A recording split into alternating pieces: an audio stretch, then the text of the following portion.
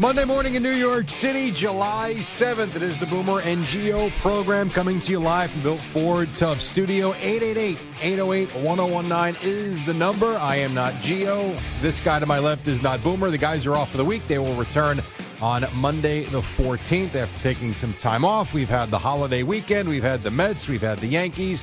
The Subway Series here and gone, but here and present is one former Pittsburgh Steeler. He's a former New York Jet. And I got to be honest, I was a little concerned when I got a text at 4:30. He was asking me if he was coming in there or not this morning. But he is here, and I'm happy to see him. Willie Cologne. Good morning, Willie. How are you? Hey, what's going on, Jerry? What's happening, man? I love the shirt, by the way. It looks like you just stepped off a cruise. You know, I kind of figured we had a beautiful weekend. We had a lot of baseball, Friday afternoons. But by the way, nice that these games weren't Sunday night baseball. They didn't play it Friday night with the holiday. So it's kind of cool having all the day baseball, the 4 o'clock start on Saturday. I kind of figured it's summertime. We've had some temperatures in the early 90s. Not Friday night. Was it Friday or Thursday night with the rain, which was just horrific. But the weekend was good. And I figured, how about we look a little summery today? You did. You look good. I don't think I'm used to you in a golf quarter zips. Or a hoodie. Or a hoodie. Yeah. But this is your official dad look, by the way. Dad look? Yeah, this is the dad look. I like this. Really? This is like now I got the paper. The kids are out the house. I can relax. I can't. No, I can't wear this. Okay. I mean, I know I'm a dad. I'm proud. Are you not happy with the dad look? No. Why? What's wrong? You're a father. I know. There's something. I didn't call you old. I just say you look like a I don't dad. know. When I hear dads that, have a certain look. You're representing. I don't want to see. That's not what I want. That's not what I want because I know what that look is. Usually nerdy. No, I don't get nerdy. Nerdy is Al Dukes. That's not what. Right out the gate.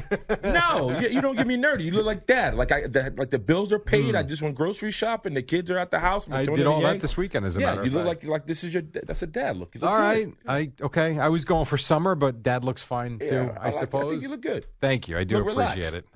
Yes, I am relaxed. I had a very nice weekend. Actually slept a lot. I'm going to get to. It's funny you bring up a dad look before we get to the Mets and Yankees because I will get to a Twitter post, whatever we call them, X post that is relatable to everybody here. Eddie, Al, you, and myself. There's one message I saw this weekend that made me think of everybody that was going to be here today. So we'll get to that in a little while. Okay. But we start with the Mets and the Yankees. And interesting weekend from a number of standpoints.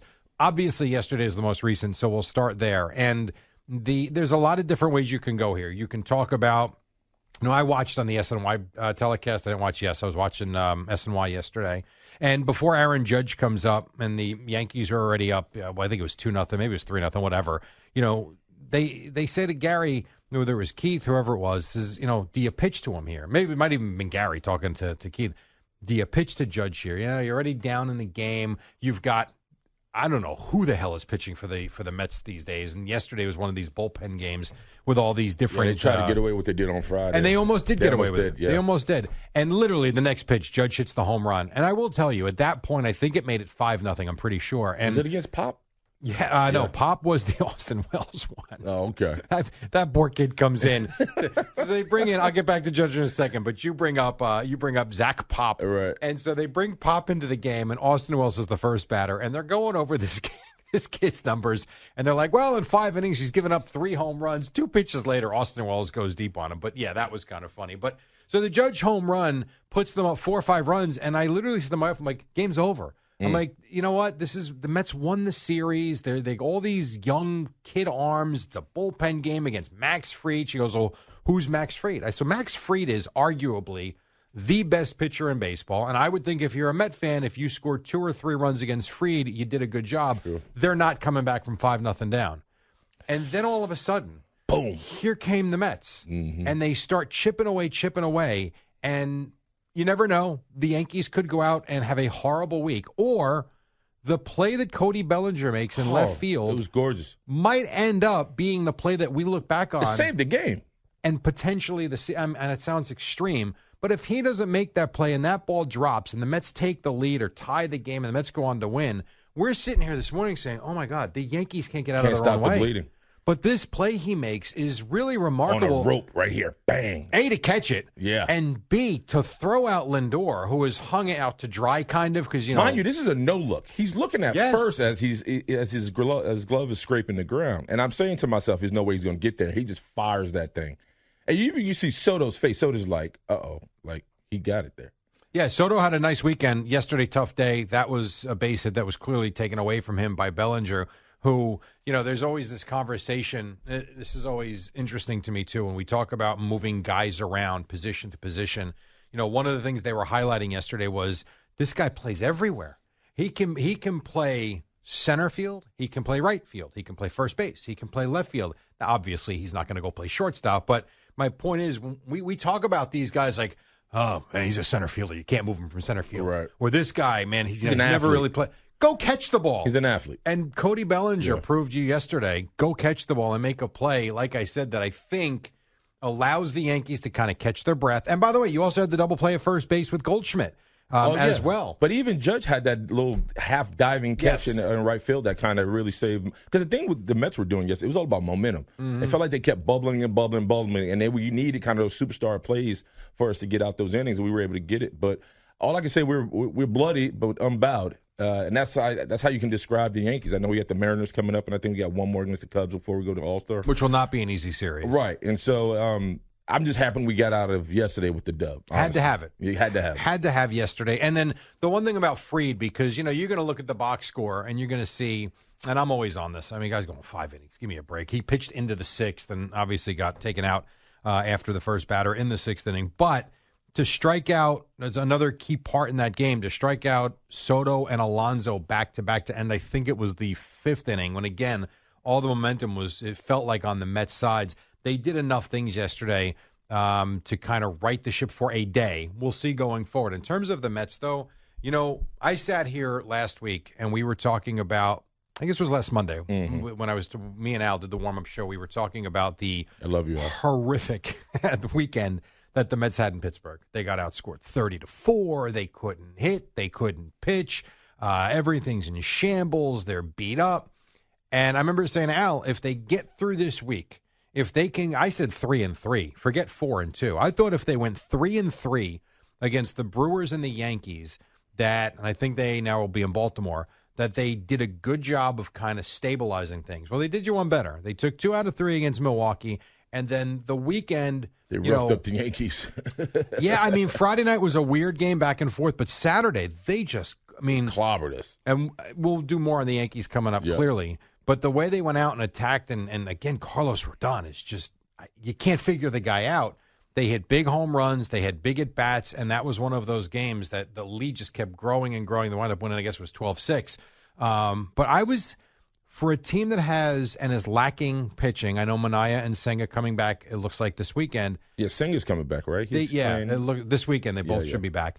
It looks like, to me, they've kind of got steadied things the back waters a little bit. Yeah. And now maybe if they can have a good week into the All-Star break, you'll have a better feeling about them that you had to prior than the June swing that they had. Well, I think it's about timing. After the Yankees kind of got, walked out of Toronto, holding their heads, they kind of caught the Yankees' spirits down, and they were able to capitalize on that. But I think overall, the Mets are in a good place. I mean, like, to your point, for you to come out of this series when a lot of people think you weren't going to fare well, is a testament to this team. And people don't understand, this lineup is stacked. The Mets have a good, rough lineup. Like, they're tough. And I think Fried kind of witnessed that yesterday. I think I agree with you. The problem is when you go through 3 weeks where you can't hit, you sit there and say, how is this even possible when Juan Soto is hitting and nobody else is, and you're losing game after game after game? The thing about the Mets, and this to me has been like this for a few years now, it's kind of like when one goes, they all go for the most part.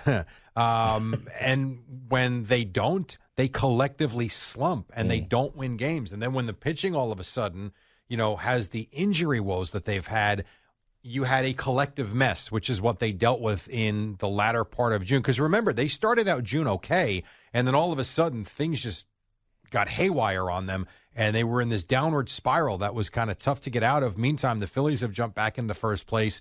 But I do think when you look at this division, a lot of people thought it was going to be Phillies, Mets, Braves. In any order. Yeah. Those were the 3 teams. The Braves have had a stretch here, a stretch there, but nothing to speak of really. The Marlins have been better, but they're not going to challenge you. The Nationals, while they've got great young talent, are 15 or 16 games under 500. They just fired their GM and their manager. This is a Phillies-Mets division, and that is what I think we're going to be looking at once we get through, July. Like September and October, I do believe it. Well, should I forget October? September, I think it's going to be a two-team race, obviously, in this NL East. Well, listen, I also think health has to do with it, right? As you go into this All-Star break, you want to look around and feel like you're not depleted. And I don't think they are at this point. It looks like they're starting to get their wheels back. Like I said, I think the two wins against the Yankees, you get some momentum out of that. Obviously, they won it yesterday. That happened for them. Even Lindor striking out the last at plate with Soto on deck, I was like, uh-oh, I got nervous there. But they was able to get out of that. So if you're the Mets, man, like you said, I think stable waters are right now, and it's just a matter of going into All-Star break week and in a better position. It's funny you bring that up, too, because Mendoza gets, I don't know if you were still on the game at that point, but when Mendoza gets run, I wanted him to go back at the umpire. It's like, so you've got Luis. I'm not expecting Luis Torrens to go out there and hit a home run to get them within one, but I am expecting Torrens to give you a decent at bat. Yeah. Those two strikes that and I know people get on me. I sound like the old man. Fair enough.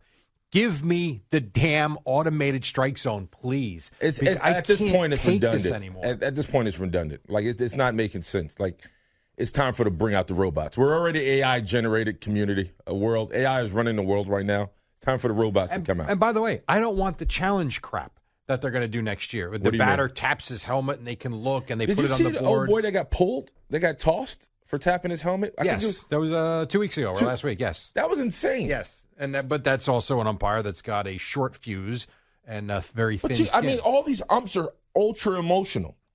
None of them come with any steady calmness or professionalism.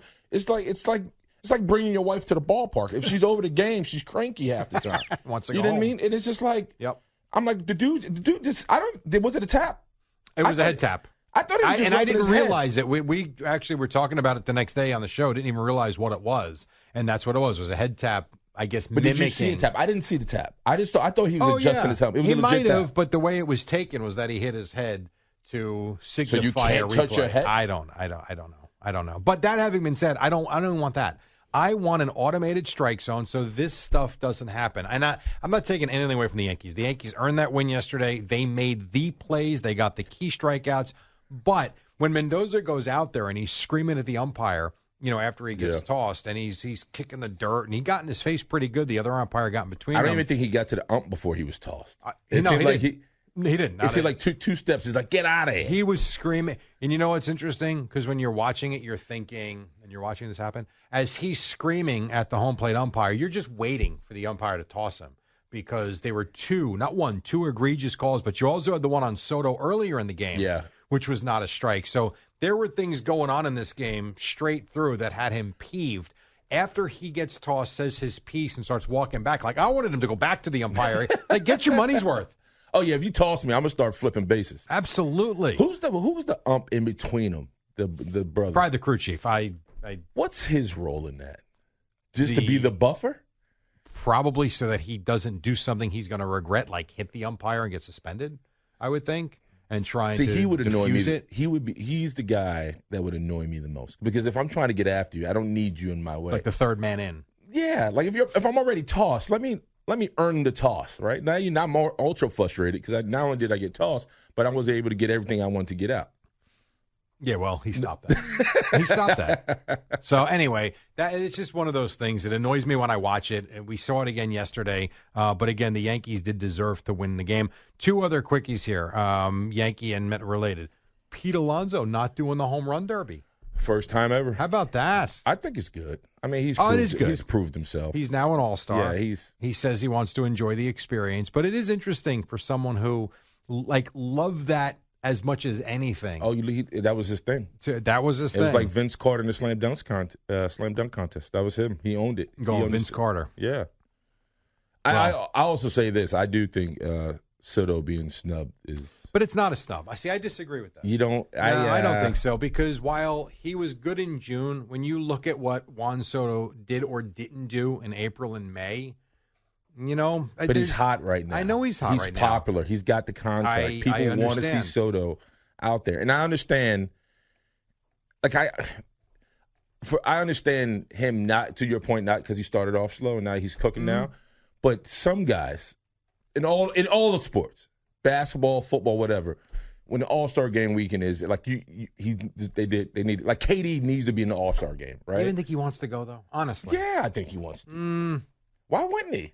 Oh, come on. New uniform? Back in the day, these guys were on a private plane in the third inning of the All-Star game, so get the hell out of there. They were. I believe it. I think as the story goes, you had guys like, I think, A-Rod and Jeter that would go, they would make their appearance, they'd play the first inning, and they'd get out of there, and they'd be on their way home. I think my point is some people are staples. He seems like he should be a staple. And I get that. And a guy like Francisco Lindor genuinely was excited that he is an all-star starter, first time with the Mets, and I think that's really cool. But I do think, too, if you go year after year after year, you get a year off, I don't think you're broken up about it. I even felt some type of way about Jeff McNeil not making it. I know he had the oblique strain earlier, and now he's starting to heat up a little bit. But he's a guy, I'm like, man, the guy's playing out of his skull right now. Yes, but to me, you got to be consistent.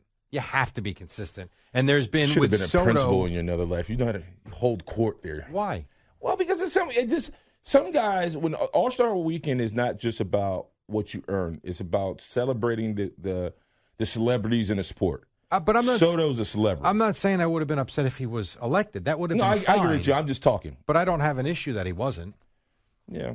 I mean, the guy got beaten up here. I mean, if you think about, and not horribly because he's here for 15 years, but his struggles in April and May were real. Yeah.